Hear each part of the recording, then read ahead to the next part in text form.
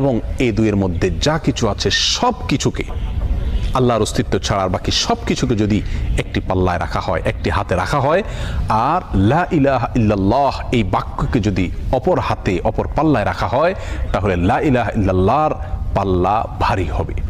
এত ওয়েটফুল এই আমল, এত ওজনী এই আমল, এই জিকির।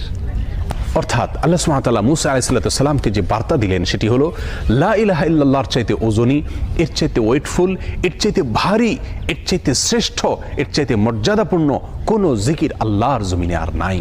প্রিয় বন্ধুগণ, মুসা আলাইহিস সালামের জন্য সবচেয়ে স্পেশাল দোয়া হিসাবে, সবচেয়ে স্পেশাল জিকির হিসাবে আল্লাহ সুবহানাহু ওয়া তাআলা যে দোয়াটি নির্বাচন করলেন, যেটাকে সবচাইতে ওজনী আমল হিসাবে আল্লাহ সুবহানাহু ওয়া তাআলা স্পষ্টভাবে ব্যক্ত করলেন, সেটি হলো লা ইলাহা ইল্লাল্লাহ।